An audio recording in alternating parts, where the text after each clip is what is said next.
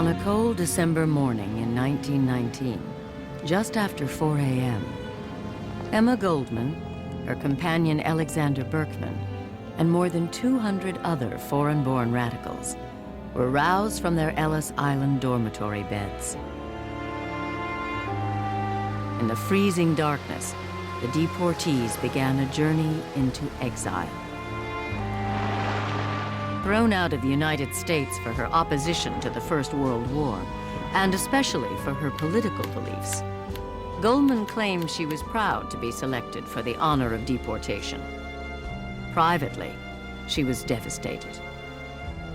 One does not live in a country 34 years and find it easy to go. I found my spiritual birth here. All I know, I have gained here. Through the porthole, I could see the great city receding into the distance. It was my beloved city, the metropolis of the New World. For nearly 30 years, Goldman taunted mainstream America with her outspoken attacks on government, big business, and war. Goldman condemned capitalism, denounced marriage, and crusaded for birth control. The newspapers called her a modern Joan of Arc, a heretic, a woman possessed of uncompromising single-mindedness. Personally, she could be obnoxious. She could be ruthless, she could be vindictive. A plain Russian Jewish girl, but with some magnetism. I think she was a serious political theorist who actually thought through an anarchist movement you could create this kind of self-governing world. Whenever the state became too powerful, when it became too intrusive in people's life, when it became too cruel, Emma's voice was there. Anarchism was often associated with violence and terrorism, and that's the image that people have today. I think her whole life was operatic, meaning flamboyantly larger than life. Goldman's story is one of passionate defiance. The story of a life dedicated to free speech, free thought, free love. The story of an exceedingly dangerous woman. I think she was a difficult person, maybe a dangerous woman to everybody. She was totally unacceptable.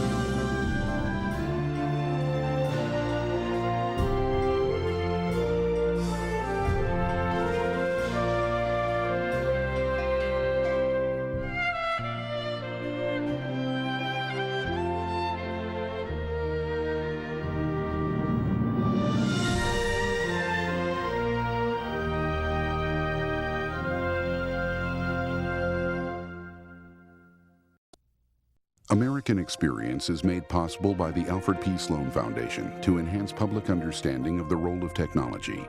The foundation also seeks to portray the lives of the men and women engaged in scientific and technological pursuit. At Liberty Mutual Insurance, we do everything we can to help prevent accidents and make America a safer place. Liberty Mutual is proud to support American Experience. At the Scotts Company, we help make gardens more beautiful, lawns greener, trees taller. If there's a better business to be in, please let us know. This program has been made possible by a grant from the National Endowment for the Humanities. American Experience is also made possible by the Corporation for Public Broadcasting and contributions to your PBS station from viewers like you. Thank you.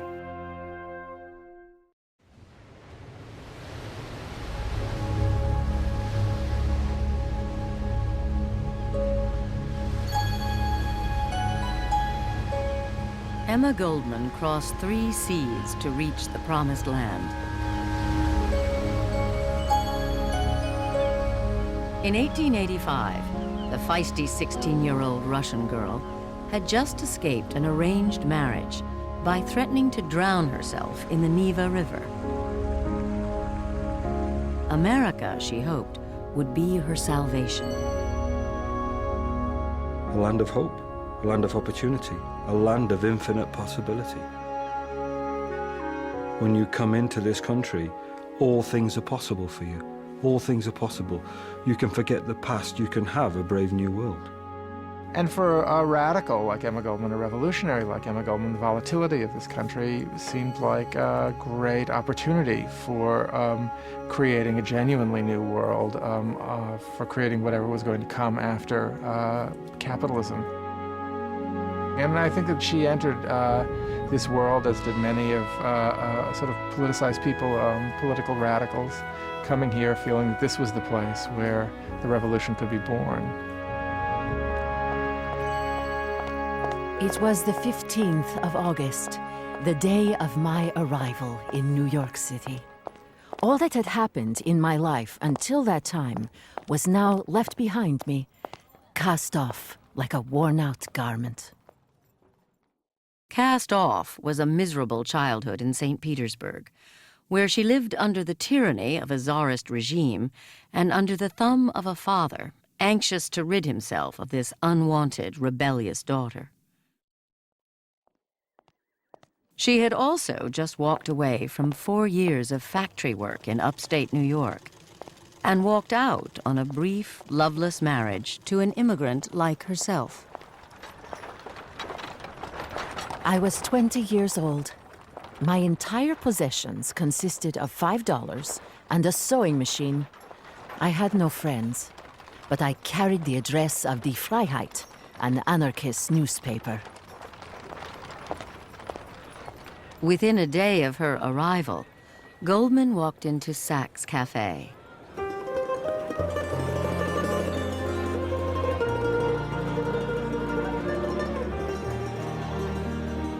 She's walking into a place, one can imagine it, tumultuous, full of people, writers, working men, printers, people working in textile shops, all there after a day's work from a political meeting, talking about politics, the hubbub, the smell of beer, the amazing number of languages being spoken. She came home when she came to Saks. Sitting at a nearby table was Alexander Berkman. Berkman, called Sasha by his friends, had been in the country only a year. He would become the still point of her life. He was quite standoffish at first. He didn't think women were reliable revolutionaries. He thought women attended radical meetings in order to look for men, and once they found men, they were gone, and took the men with them. He's young, he's ferocious, he's charming, he's dedicated. He lives and breathes anarchism. She's aware that something's happening in her. She may not even be aware of it. Maybe we're saying too much. You've suddenly changed, and you're there. And now you are with other people. You're not alone. It's been a fantastic time for her.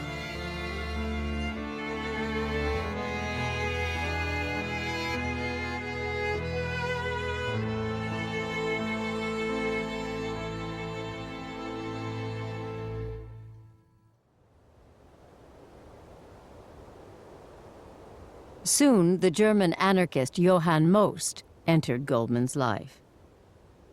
Most would become her mentor and her idol. Most seems to have been a brilliant orator, sarcastic, biting, funny, witty, vicious use of language. The reptile brood. Extirpate the reptile brood, he'd say about the middle class and the upper class. And Emma says of him that he stirred her very soul when she heard him speak. An advocate of insurrection and revolutionary violence, Johann Most had a large and devoted following within the American anarchist movement. As a group, American anarchists were idealistic, articulate, and organized. Though few in number, they had surprising influence. It was an enormously powerful, well-directed movement. They talked about equality of everyone, regardless of race and sex. They talked about the free production of goods on a cooperative, associative level. They talked about getting rid of the state. And they also talked about the need for education, equal education regardless of who you were. They were astonishing claims in 1883. In 1886, the anarchist movement captured headlines around the country. Falsely accused of a bombing in Chicago's Haymarket Square, 4 men, all anarchists, were put to death. Their trial and execution became a rallying point for firebrands like Johann Most and galvanized a new generation of radicals. Emma Goldman is baptized by violence, so to speak, or at least that's the way she sees her career as an anarchist. She becomes an anarchist after the 5 Haymarket martyrs are executed. And she feels great affinity with these 5 men. She later on in life calls them parents, intellectual parents. For Goldman, it must have seemed that, and for Berkman, it must have seemed that they finally had their founding stone. It was the place where they took their oath. Very quickly, she found her own voice and found that people responded to her because she spoke with such great conviction. I think on stage she was possessed. From what I've read about her performances, I think of her as a speaker who let herself go and inspired herself. I think she was from the school of, I can't wait to hear what I'm going to say next. At her first speaking engagement, Goldman panicked. Unable to remember her topic, the campaign for the 8-hour day, she spoke instead of her great ideal, anarchism. I could sway people with words. Words that welled up from within me, from some unfamiliar depth. To Goldman, anarchism combined an optimistic faith in human nature with an intense distrust of authority. She defined anarchism as a new social order based on liberty and unrestricted by man-made law. In this anarchist world, government would be replaced by a spirit of free cooperation, from each according to his ability, to each according to his needs. That, I think, we have to accept was Goldman's bedrock belief when she moves into anarchism. That's the tradition that she's drawing on. So you've got this ideal, which is the most extreme of all. You can't vote in anarchism. You know, you can't get coalitions with various other groups to get anarchism. Anarchism is the most extreme of all. And therefore, how that balances with the needs and the feelings and the routines of everyday life was a huge problem for American anarchists and anarchists worldwide. Well, how can I deal with the fact that I haven't got any rent? That's a huge gap. Anarchism as a political philosophy is almost jaw-droppingly naive. Freedom is a good inclination. Suspicion of state power is a good inclination. The question is, how is that to translate into practical politics? think she was a serious political theorist who actually thought through an anarchist movement you could create this kind of self-governing world. Anarchism is sort of the noblest of all dreams. It seems to me in some ways it's almost a profoundly Christian dream, though people never talk about it that way. Well, why do people stick with their God? It's what they have. That was her God, that revolutionary ideal. She was a very religious woman, if you think about it. But Goldman also believed that to create a more perfect society, acts of political violence were occasionally justified. A belief shared by her friend and lover, Alexander Berkman. Violence would soon begin to dog her every step.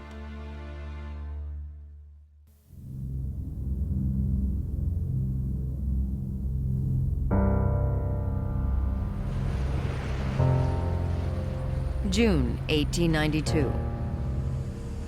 A strike at the Andrew Carnegie-owned steel plant in Homestead, Pennsylvania, escalated into one of the bloodiest labor battles the country had seen. The Homestead strike came during a period of intense unrest.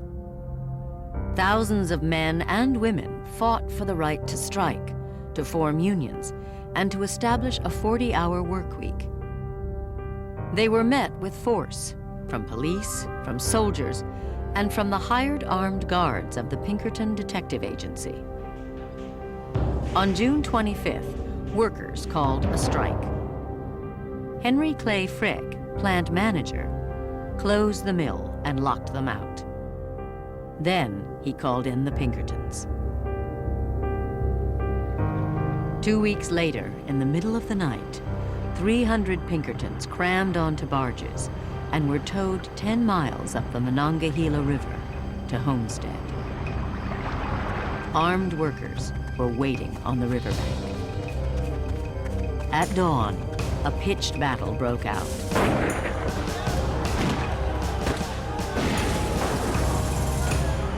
"12 hours later, 3 Pinkertons and 7 strikers lay dead. To us, it sounded like the awakening of the American worker, the long-awaited day of resurrection. In Alexander Berkman, it stirred something deeper. It was the moment for what anarchists called propaganda by the deed, a political assassination. His target, Henry Clay Frick. Emma and Sasha and their friends live in virtual reality. There's therefore a sort of an element of folly in their attempt to solve this country's problems by going to Pennsylvania and getting rid of these industrialists. And they do believe that by getting rid of Frick, they'll ignite a revolution.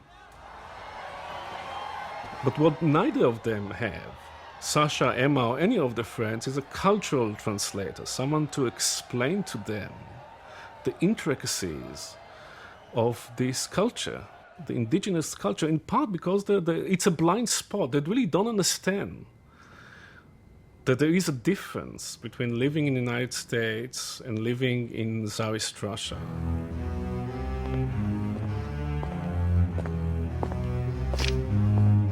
In the basement of their crowded tenement building, Goldman kept watch as Berkman mixed the explosives. What if anything should go wrong? But then, did not the end justify the means? What if a few should have to perish? The many would be made free. Yes, the end in this case justified the means. Berkman tested his homemade bomb on a remote beach on Staten Island. It failed. He decided to use a gun instead. Goldman wanted to accompany him, but he insisted she remain behind to explain his action to the world. It's Berkman who goes to kill Frick. It's Berkman who is obviously the chosen one. I mean, one senses in Berkman a great desire to be a martyr, to go down that road. This was going to be an act of suicide. In other words, he was a suicide bomber. That's how he envisioned himself. And the idea of this act was that he was going to sacrifice himself. He was going to try to assassinate Frick, again, who he saw as being a murderer, essentially. Posing as an employment agent for strikebreakers, Berkman gained entrance to Frick's office. He pointed his revolver at Frick's head and fired. The bullet struck Frick in the shoulder. Berkman lunged at Frick, managing to stab him with a sharpened steel file before being dragged away.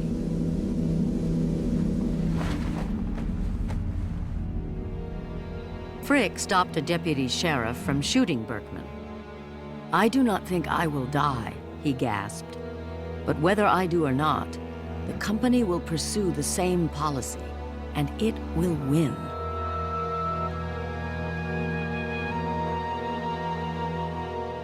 Berkman is a bit of a klutz. He tries his hands at, making bomb. He can't do it. He gets a revolver. He can't do it either.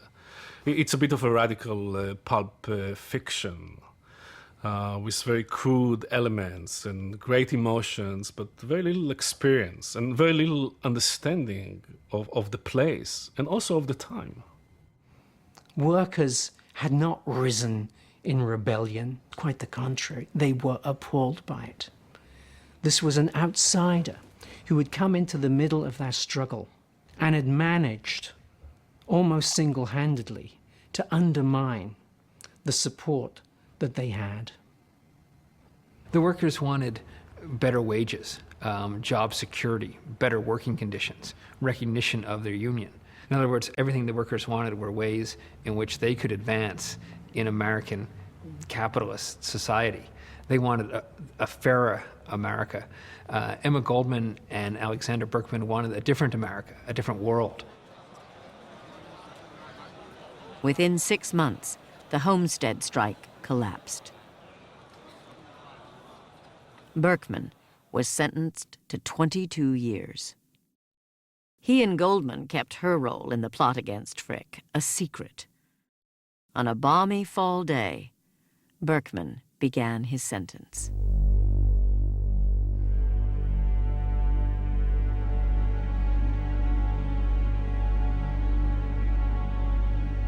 All is quiet. What will become of me? I don't know. The future is dark. My hand gropes blindly, hesitantly. I clutch desperately to the thread that still binds me to the living. It seems to unravel in my hands. They were united by a great crime, and that is a life-binding event. The world begins, in effect, with a crime, which leads to the expulsion from paradise and the constant need to return to it somehow. So there are symbolic moments in her life that define almost the whole. Often I wanted to run away, never to see him again. But I was held by something greater than the pain, the memory of his act, for which he alone had paid the price. I realized that to my last breath, it would remain the strongest link in the chain that bound me to him.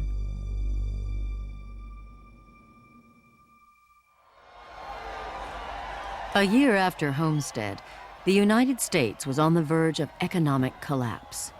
600 banks closed. 56 railroads went bankrupt. 15,000 companies shut down. and the number of unemployed soared from 800,000 to more than 3 million. I think the Panic of 1893 is the most important phenomenon in the development of modern American history, and particularly modern American radicalism. The Depression leads to the discovery that industrialization is creating a gap between the rich and the poor, a chasm between the rich and the poor, and that it's very dangerous, and it's very unsafe, and it's very unfair, and it's very unpatriotic. Goldman helped organize mass meetings and hunger demonstrations. On August 21st, 1893, she led a march of 1,000 to New York's Union Square, carrying a red banner. Go into the streets where the rich dwell. Ask for work. If they do not give you work, ask for bread. If they do not give you work or bread, then take bread. You want bread? Go and take it. You're starving? Go and take it. Make restaurants feed you. Make bakeries give you food. And she'd been very powerful to the extent that people had been very, very impressed by her oratory and her power. Just 24, Goldman was already recognized as a professional agitator. Her talk of insurrection, of doing without government, of encouraging the unemployed to take matters into their own hands, of thousands of workers going door to door demanding food, was terrifying to authorities. She was arrested and charged with inciting to riot.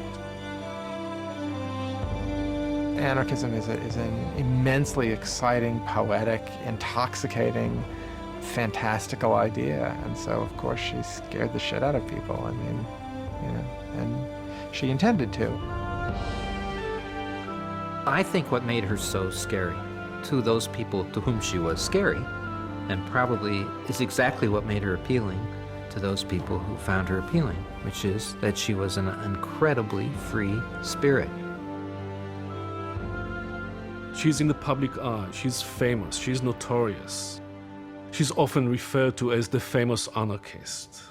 She's visible.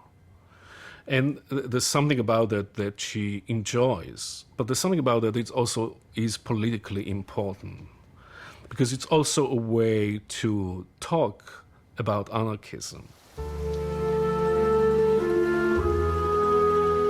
Goldman was sentenced to 1 year in prison. She used the time to educate herself, reading Emerson, Thoreau, and Whitman. She also trained as a nurse. When she was released in the summer of 1894, Goldman was met by a crowd of 2,800. She told them she'd been imprisoned for talking. She would soon begin talking again, this time about psychological repression and Sigmund Freud. She began speaking about marriage, female emancipation, and sex. Emma Goldman was the big boogeyman of turn-of-the-century America, especially since she combined this danger of being militant and volatile and out of control and prone for violence with this doctrine of free love that people in the mind associate with also free sex. So there's this combination of violence and sex was very titillating, very interesting. I demand the independence of woman, her right to support herself, to live for herself, to love whomever she pleases, or as many as she pleases. I demand freedom for both sexes, freedom of action, freedom in love, and freedom in motherhood. She was totally unacceptable. Not just to the status quo, not just to the bureaucrats, but to the progressive people, to the educated people, to everybody. She was aware of her ability to generate strong passions. "You cheer for me," You follow me, she told a reporter in the spring of 1901. But you'd hang me if your mood changed.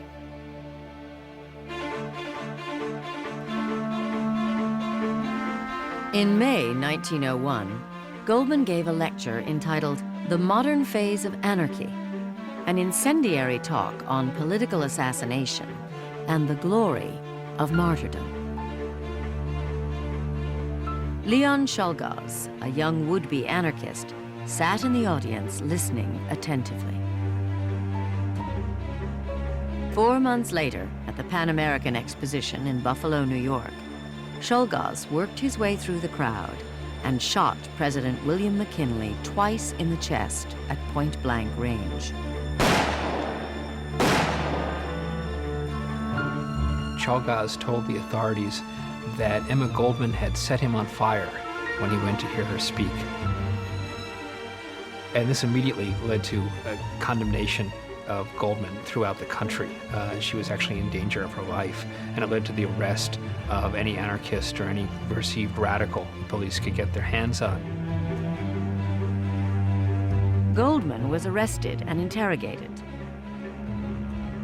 After the death of McKinley, and after authorities failed to turn up evidence connecting her to the assassination, she was released.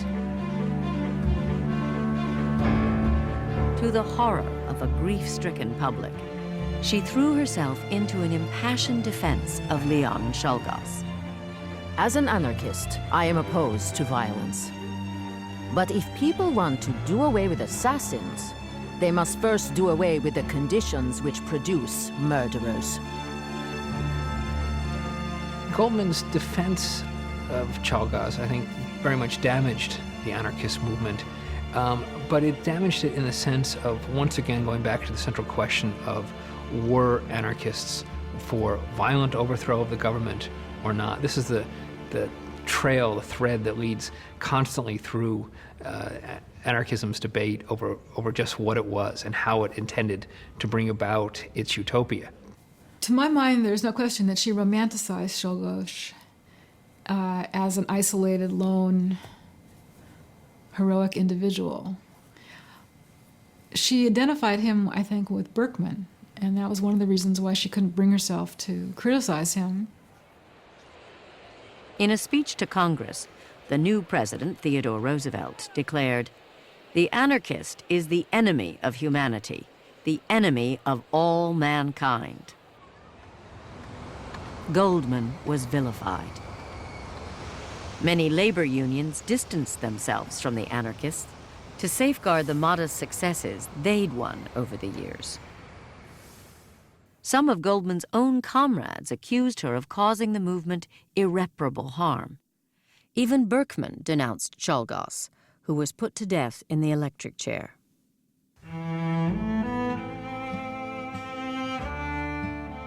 In 1902, Goldman withdrew from the movement that had been the center of her life. Now 32, she began working as a nurse in the tenements of the Lower East Side. Her patients knew her as E.G. Smith. It was bitter hard to face life anew. Our movement had lost its appeal for me.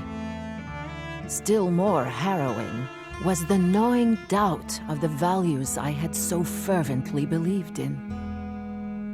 I had lost my identity.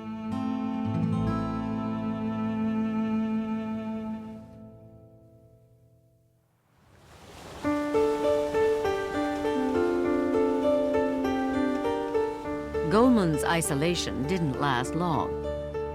She soon made her way back to the lecture platform, even though she'd been branded the high priestess of anarchy and was still considered the most dangerous woman in the country. Only in America could somebody who'd been associated with the death of a beloved president be able to come back and have a career as a public speaker. She began speaking in union halls, ladies' clubs, and private homes all across Manhattan.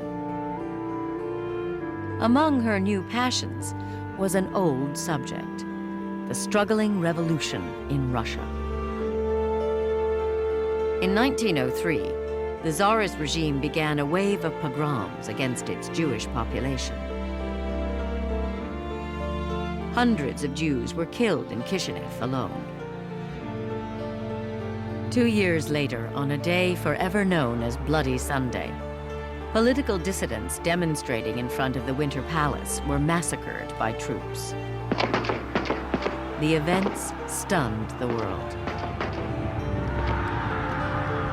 Now that I had greater access to the American mind, I determined to use whatever ability I possessed to plead the heroic cause of revolutionary Russia. For the next 2 years, she toured the country drumming up support for her homeland.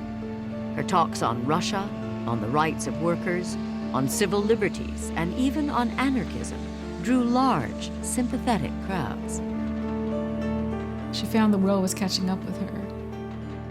Here were people with an interest in what Emma Goldman had to say because there was this growing awareness of really the social costs of capitalism. In the spring of 1906, Goldman revived a dream to publish a magazine devoted to politics and literature. Its high-spirited prose, she wrote, would voice without fear every unpopular cause. She called her new magazine Mother Earth.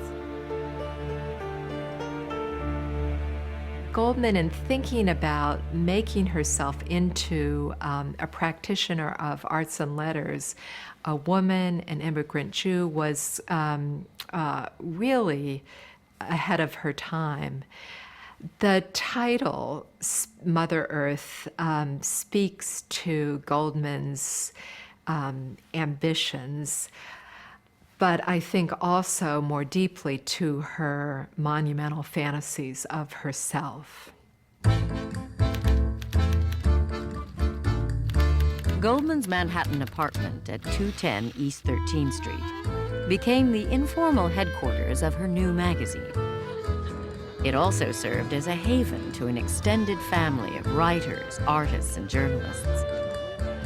Goldman called it the home for lost dogs. She was an earth mother, a term that's in the 60s really came to mean the bountiful woman at the center of the commune that feeds everybody and makes sure they don't eat too little. I think it was her sheer force of personality. Plus, she was a very motherly person. I mean, she took care of people. She told them what to do. She told them, you know, how to run their lives. She told them what was needed. She enveloped them. The circle of friends and associates who congregated in Goldman's apartment would soon be joined by Alexander Berkman.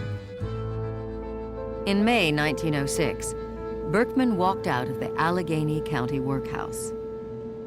For the first time in 14 years, he was a free man. When Berkman comes out of prison, finally, he's much more oriented toward trying to achieve anarchism through the labor movement, which he sees great possibilities in.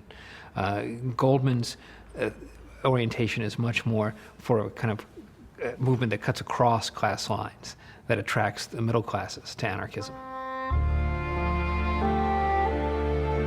Her mind has matured, but her wider interests antagonize my old revolutionary traditions. I sense a foreign element in the circle she has gathered about her, and feel myself a stranger among them. I was a woman of 37. I no longer fitted into the old mold, as he had expected me to. Sasha felt it almost immediately. And that his release was such a relief in some ways and so much less than what she had hoped it would be. Always a sense in it that she loved him more than he loved her. I don't know if that's fair, but that she carried a torch in a certain sense all the way through, that he mattered to her in a certain way as a man and as a body, that she didn't necessarily matter to him. Berkman and Goldman briefly attempted to resume their romance, but it was not to be. He assumed day-to-day management of Mother Earth.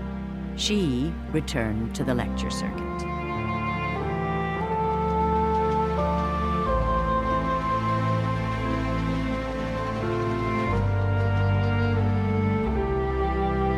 In the spring of 1908, now 40 years old, Goldman met someone else, a flamboyant young doctor, 10 years younger than herself.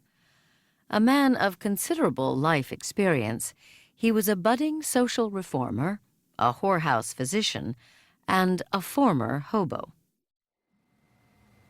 Ben Reitman was a doctor and a hobo. She fell in love with him almost instantly, and it was really a, great magnetic flash between them. It was another one of those Goldman flashes, like coming to New York and finding what she wanted the very first day. It was apparently love at first sight, or certainly alchemy at first sight. There is something very American about Reitman because he was filled with a kind of raw energy. He didn't give a damn about what people thought, and he was a great manager. So there was a great deal of charm to this creature who was also weak and insecure and the mama's boy, all the flaws that she recognized as being so truly awful, and yet she loved him so.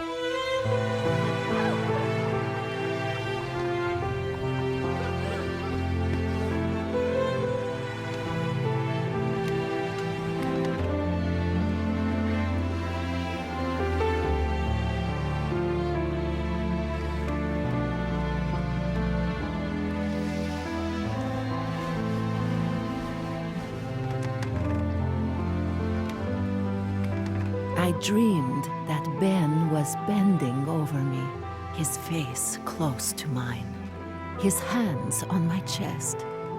Flames were shooting from his fingertips and slowly enveloping my body. I made no attempt to escape them. I strained towards them, craving to be consumed by their fire. He was quite a liability. He was compulsively unfaithful to her. He ran around with other women. He humiliated her. He embarrassed her. I think that she had a very idealistic view of how people should act, and then her feelings didn't always go along with her theories. And one of the things that's appealing about her is that she didn't put theories over life, really. She tried to live up to her ideal, but often found that she couldn't do that and was very honest about it. It was hard to reconcile this particular passage with her stated ideology about free love and the right of everyone to move as they please. And I think she tried to feel no jealousy, and she tried to think of Reitman as a creature apart, and tried to think of him as someone who was hers when they were together on the road. At the same time, she fell prey to the most sentimental, romantic claptrap, same stuff that she denounced in her talks. For almost a decade, Goldman and Reitman spent nearly half of every year on the road, maintaining a relentless schedule of radical agitation from coast to coast.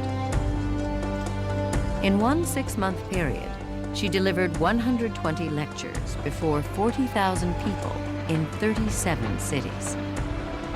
With Reitman as her manager, she became one of the most sought-after public speakers in America. Her messages reached beyond the faithful, attracting middle and upper-class audiences. Her lectures also drew the attention of police detectives.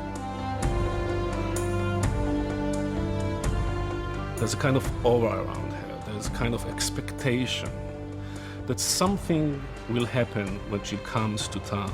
Wonderful things, hilarious things, horrific things.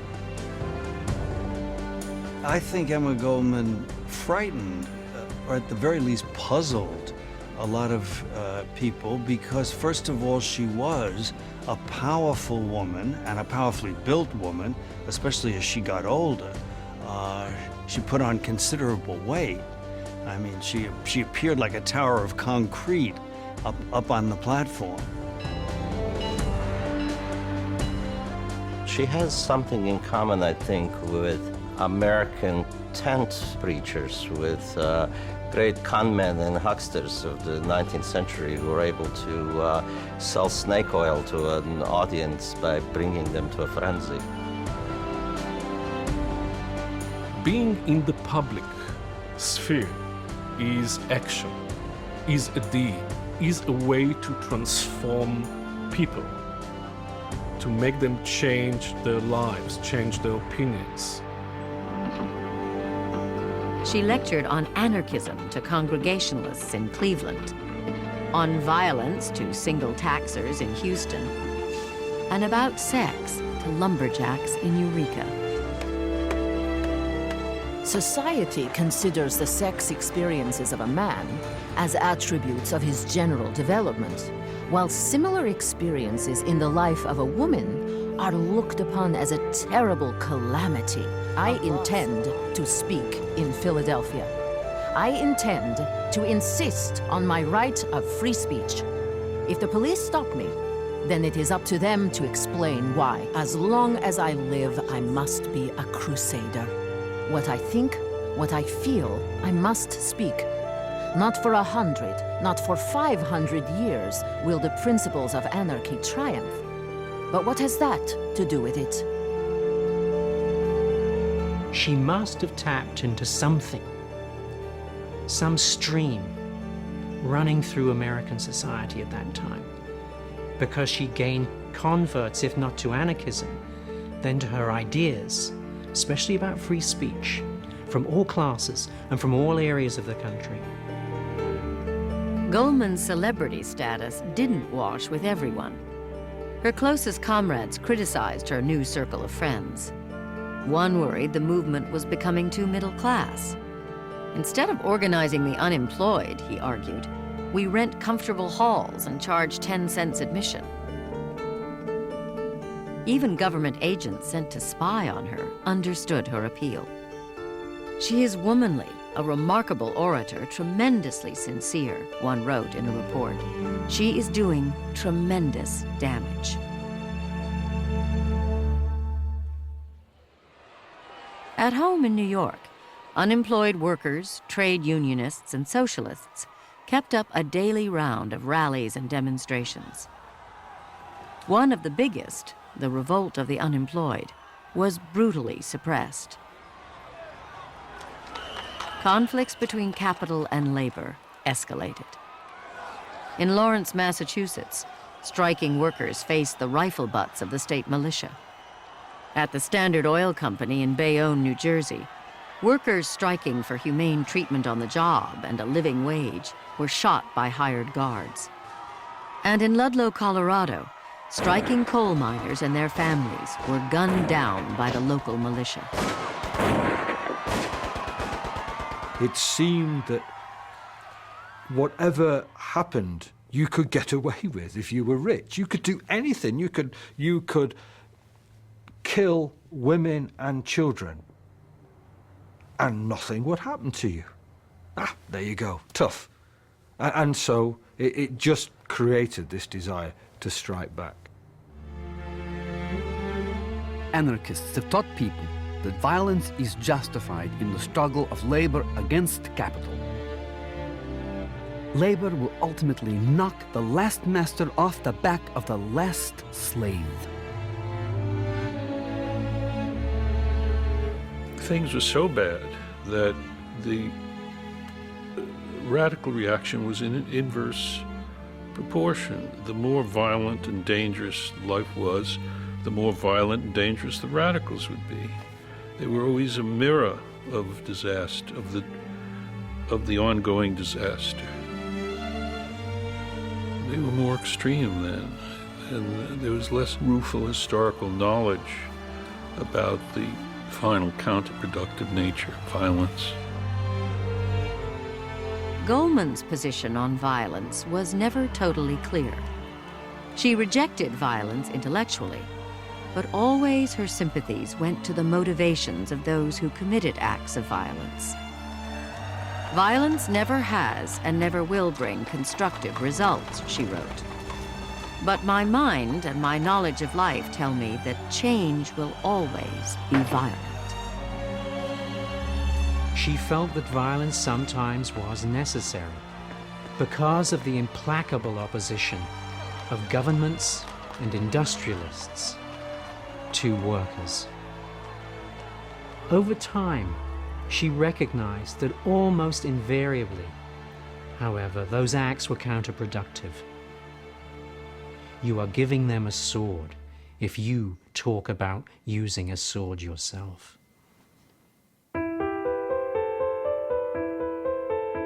In 1915, Alexander Berkman started a publication of his own. He named his new magazine The Blast. Goldman went back on the road with Ben Reitman, this time to campaign for birth control. This tour would be their most successful ever. It was also quite illegal.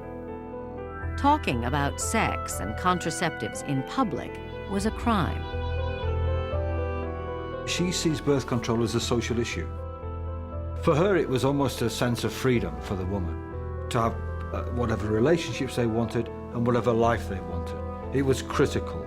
And it was also critical in terms of social change, of empowering poorer women. In February 1916, Goldman was arrested in New York and sentenced to 15 days in the workhouse. 10 months later, Reitman was arrested. He received a 6-month sentence, the longest sentence served in the United States by a birth control advocate.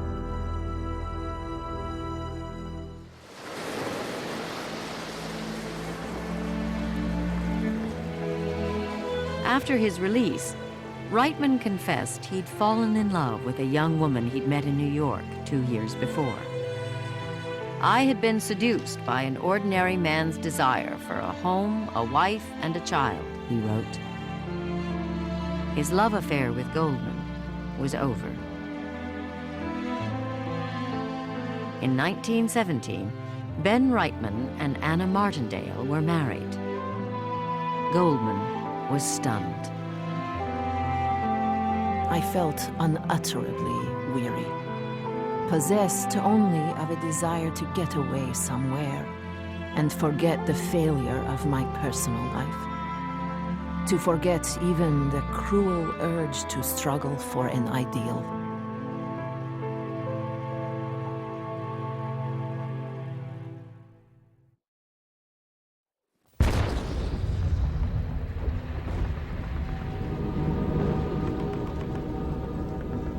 Between the summer of 1916 and the spring of 1917, the mood of the country darkened. The war in Europe was dragging into its 3rd year, a year of military stalemates, trench warfare, and mud. When America entered World War I in April 1917, Goldman saw it as a disaster. You cannot support any country in war when, innocent as she would see it, men would be slaughtered. Innocent families would have brothers, husbands taken away from them and slaughtered. No, you can't do that. That's the basis of your anarchism. The idea of nationalism appalled her. She thought nationalism was a big scam. Her point of view was that these wars were a matter of property interests of the upper classes that were sending the working classes out to fight for them. And that didn't make sense for a butcher's assistant in Hamburg to fight a butcher's assistant in London. Goldman was far from alone in her opposition to the war. Dozens of organizations throughout the country had argued the war was morally wrong. The First World War was marked by the insecurity of the administration. I mean, this is an administration that promised not to enter the war. And once it decided otherwise, it became very, very defensive, insecure, and therefore insisted on consensus by any means. We're not a liberal society when we go to war. During the Civil War, we weren't. Abraham Lincoln, one of our great presidents, arrested hundreds of people who wrote against the war. And during the First World War, it became one, I mean, there was a combination of vigilantism and official repression. In June, the Espionage Act went into effect. It decreed stiff fines and prison terms for anyone who obstructed the draft. A year later, the sedition law threatened those who defied the government with expulsion. J. Edgar Hoover, a 23-year-old law clerk enjoying a meteoric rise in the Justice Department, collected information on foreign-born radicals. Hoover was anxious to bring what he called intellectual perverts, like war resistors and anarchists, to justice. He reserved a special loathing for Goldman. Once again, Emma Goldman and Alexander Berkman joined forces to organize resistance. Their lectures drew large, contentious crowds. In May 1917, they launched the No Conscription League. It opposed all wars waged by capitalist governments. We believe that the militarization of America is an evil that far outweighs any good that may come from America's participation in the war. We will resist conscription by every means in our power. In its short life, the League organized 3 protest rallies. 8,000 people attended the first meeting in Harlem. Those meetings are crackling with tension. By the time those speakers get onto that stage, there are catcalls, there are shouting, and there is an electric feel.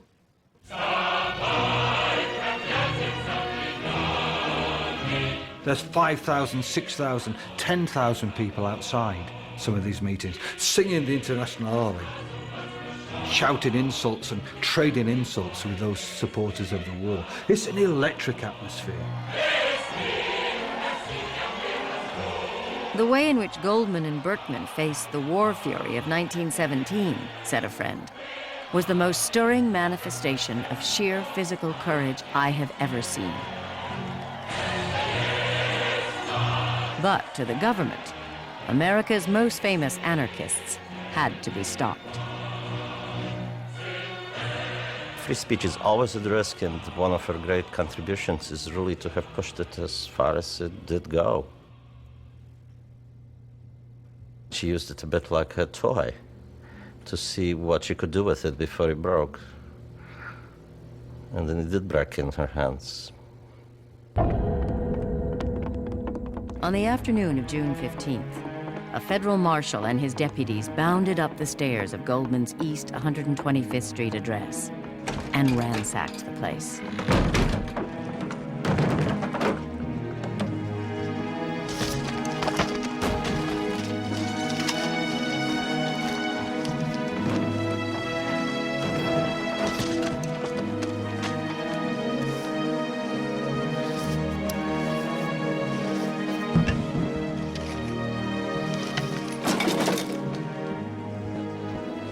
The raiders made off with a wagon load of Goldman's papers, including what one detective called a splendidly kept card index of Reds, the subscription list of Mother Earth.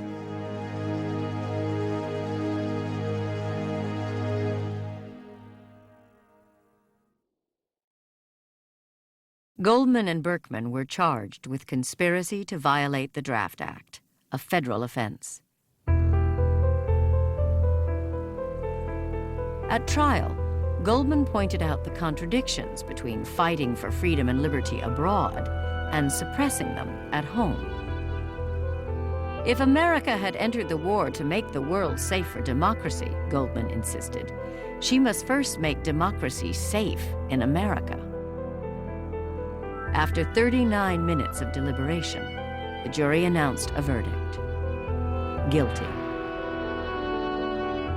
Goldman and Berkman spent 22 months behind bars, much of it tracking events in Russia. The Great October of 1917 had ended 3 centuries of Romanov rule virtually overnight.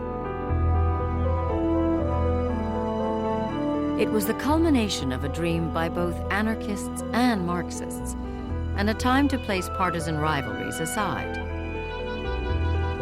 Goldman and Berkman put their trust in the Bolsheviks. There was great hope that the Russian experience will lead to this future idealistic kind of society that she was hoping for. From the vantage point of 1919, that seemed quite feasible. At last, the great moment arrived. Russia has started something that could leak into this country, that could take hold of this country and make it another communist socialist country. And the people that we must target must be those who support the Russian Revolution, the Bolshevik Revolution. And they did. Throughout the autumn of 1919, Attorney General A. Mitchell Palmer directed roundups of radicals in what would come to be known as the Palmer Raids. Thousands of arrests were made without warrants. Those arrested were held for weeks without bail, without access to counsel, even without notification of their families. Before it was all over, an FBI official declared, "I believe that with these raids, the backbone of the radical movement in America is broken." The government wanted people like Goldman and Berkman out of the country because they could be catalysts for what was seen as a potentially disruptive, reinvigorated labor movement. And it's completely impossible to understand that separate from this Red Scare. They went hand in hand. On September 27, 1919, America's most famous anarchists walked out of prison. Berkman soon followed. To Goldman, the America she greeted upon release reminded her of the czarist tyranny she had fled at the age of 16. By December 5th, Goldman and Berkman were prisoners again, this time at Ellis Island. They had already been served warrants for their deportation. She knows she's going to be deported. She believes it. Just like she knew that there was going to be hard, bad times as World War I creaked into motion, she also knew that she was going to be deported. There's no question of that. She knew it, and she expects to go. From her cell, Goldman wrote a friend how strange it was for one who'd lived and worked in the United States for more than half her life to be thrown out of the country for mere opinion's sake. Their mad rush in getting us out of the country is the greatest proof to me that I have served the cause of humanity, that I have never wavered or compromised. She went with quite a bit of bravado. It was very, very tough. And she had been living here for over 30 years. She was an American. To be kicked out like that was a tremendous shock.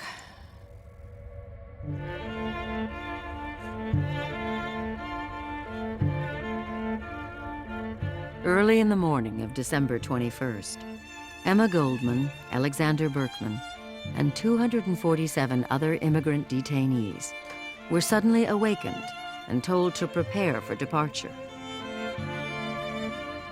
Searchlights swept the island as they were hurried down a long corridor.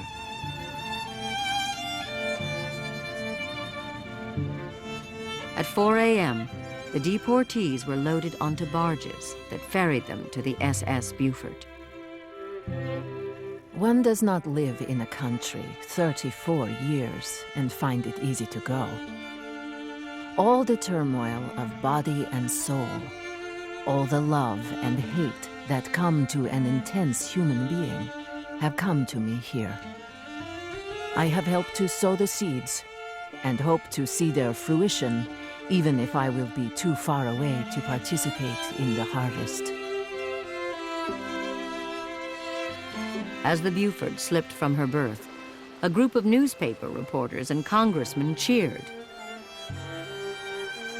With Prohibition coming in and Emma Goldman going out, one of them quipped, "'Twill be a dull country."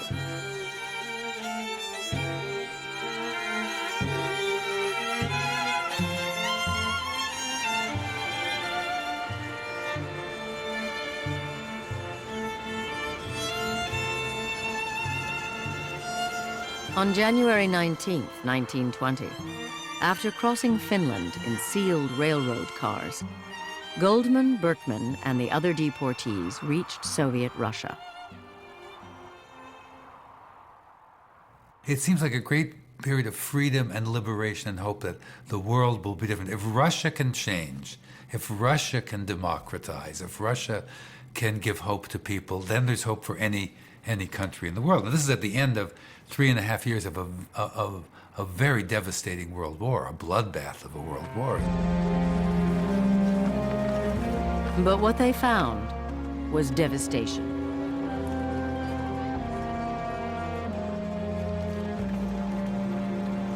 When she got to Petrograd, I think she found the city to be a total surprise.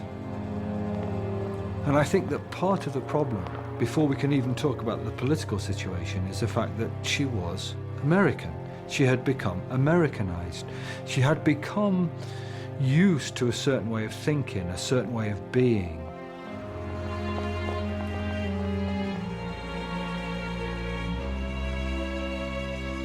The economic conditions there were just absolutely devastating. People were dying of hunger. There was famine, there was disease. Russia had been propelled back into the, medieval period practically by the destruction of the war.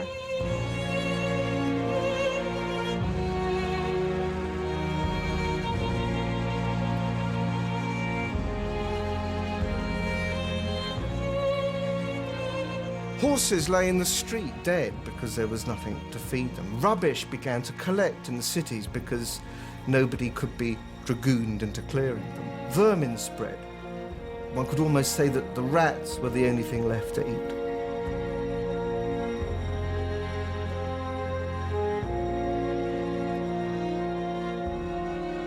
Faced with growing unrest, the Bolsheviks cracked down hard on dissent. Goldman soon confided her disillusionment to a friend who was close to Lenin. Suppression? Persecution? Goldman wrote. Was it for this the revolution had been fought? Her friend arranged for Goldman and Berkman to meet Lenin. Lenin sat behind a huge desk. We were treated to a volley of questions. When could a social revolution be expected in America?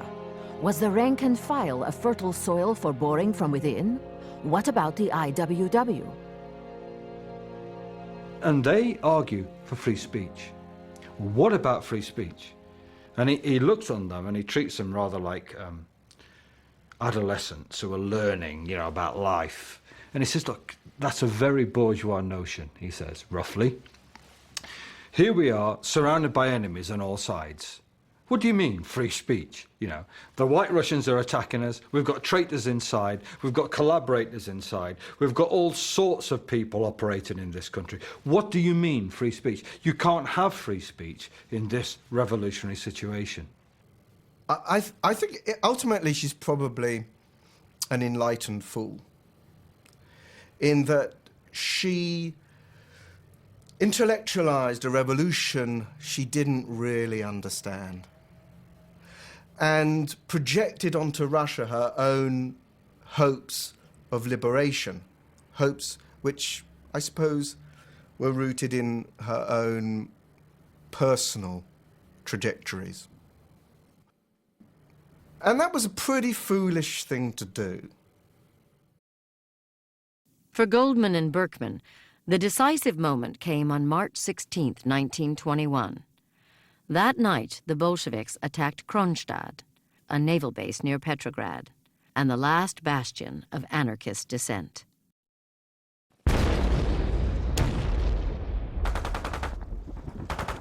Then to hear the cannon suppress the very people who had brought it about, destroy the idea of democracy that they still, until that moment, had hoped might emerge in the revolution, to hear that, to feel it crushed, must, to a certain extent, have destroyed something in themselves.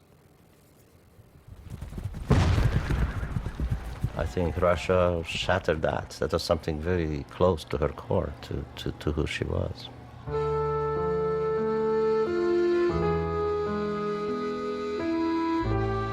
So clearly this was no place for Goldman, it was no place for Berkman, this was not a place for any kind of joy, leave alone a place for any kind of dissent. This was a place where vodka very quickly became a palliative for pain and not an occasion for dancing. In December 1921, after 2 years, Emma Goldman and Alexander Berkman left Russia. They vowed to tell the rest of the world of the Bolshevik terror. She does something that many of us find damned hard to do. She realizes she's been a fool. She realizes she's been wrong. She's realized she's made an error. Not just a casual error, but an error of huge, awful magnitude to support the Bolsheviks. And she turns and she accepts that. She accepts it totally.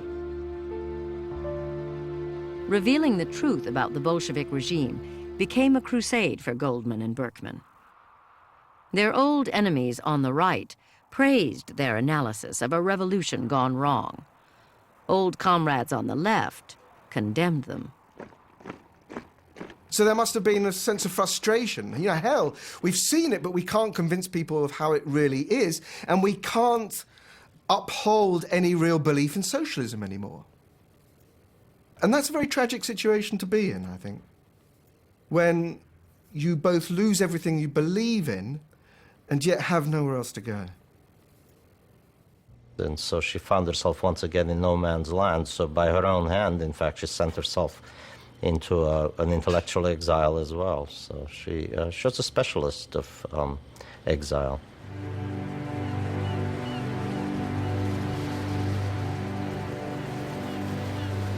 For years, Goldman lived with old friends in England, Canada, and France. Then in the spring of 1927, she received a cable from the American arts patron, Peggy Guggenheim. A group of friends had raised funds to buy her a cottage in Saint-Tropez, a then obscure fishing village on the French Riviera. There, she could live and work.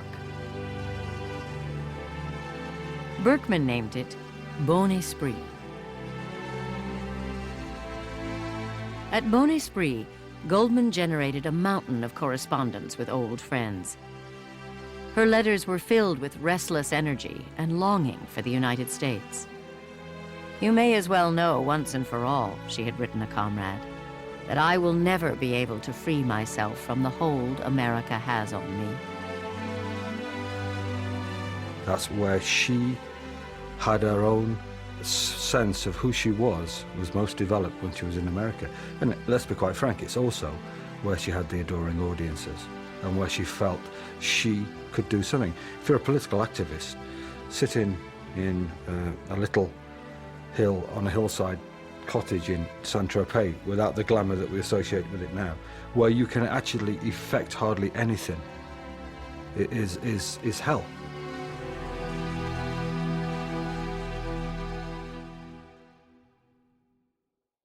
After nearly 40 years in the public eye, Goldman was welcome nowhere.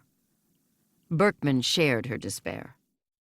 "The truth is," he wrote, "our movement has accomplished nothing, anywhere."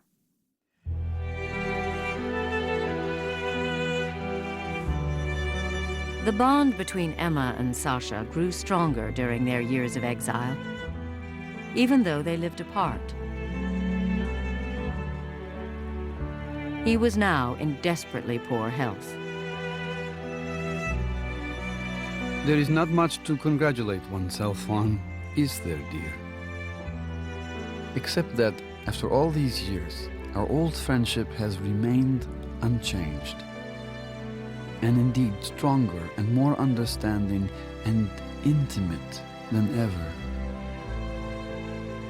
And that is a very great deal. They were comrades. And they were comrades, and comrades is a word we don't use anymore now, except mockingly maybe, or half in jest or cynically. But they were comrades. Their relationship was bigger than disagreement, bigger than sexual relationships, bigger than emotional entanglements. It was somehow all of those and more.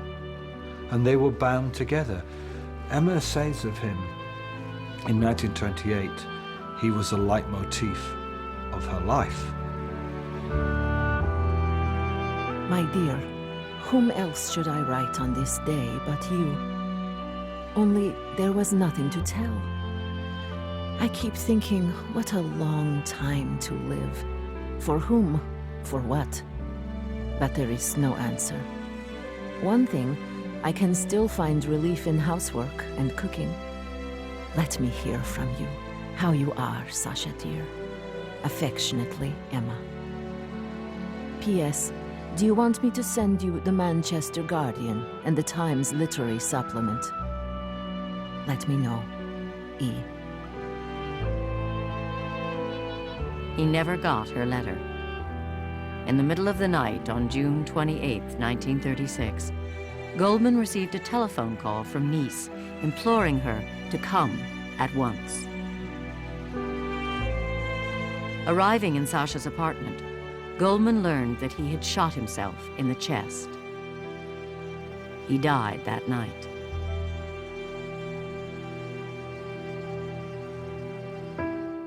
This great center force of her life has gone. I think it must have been, in her life, the most devastating personal loss she ever had. I don't think that, I know that. 2 months after Berkman's death, friends came to see Goldman in Saint-Tropez. They found her distraught, even, they thought, on the verge of a nervous breakdown. One friend saw her walking alone in the garden at Bon Esprit, calling out softly, "Sasha, where are you?"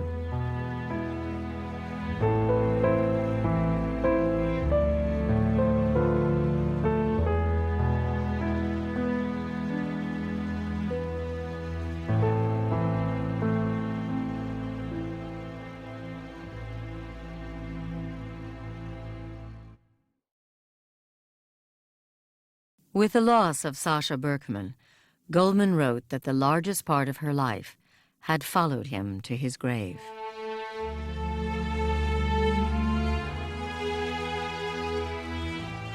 During 2 decades of exile, she returned to the United States only once, following the publication of her 1,000-page autobiography. Throughout her visit, the 64-year-old activist was dogged by the FBI. Even so, she lamented at the end of her stay, she would have returned to America if she'd had the choice. Emma Goldman spent the last few months of her life in Canada. On February 17, 1940, she'd been sitting with 2 friends, laughing and talking, playing bridge. Suddenly, she collapsed in her chair. She suffers a stroke. An ambulance is called, friends arrive, and one of them, Arne Thorne, remembers her on a stretcher being taken out, and the only gesture she could manage was to pull her skirt down over her knee. To be silenced and to lay there unable to speak. And no one else could do that to her. Not a government in the world could do that to her, you know. Not a government in the world could. And she must lay there. I think it's unbearably sad. On May 14, 1940, Emma Goldman died. Denied entry into the United States for so many years, she was finally permitted, in death, to cross the border. She was buried in Chicago's Waldheim Cemetery, near the graves of the Haymarket martyrs.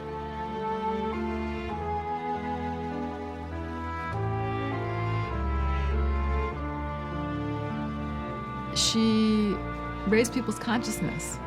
You know, she transformed people's thinking. She made them ask questions. She made them question their own lives and their political assumptions. And she spoke back to power. Emma Goldman is recognizable to me because of the attitude, the chutzpah, the sense of humor, the energy, which is always boundless, and also her soulfulness, which is so very Russian. Her ability to dive into great emotions, but also to emerge out of them. There's something comforting about this persona. There's something reliable about Emma Goldman. It's hard to imagine how the human heart can sustain that level of passion and intense concentration on the possibility of change that becomes, their heartbeat. We're so sort of stuck in the gray middle, and you read her and she lived her life on fire. That's something utterly thrilling about that.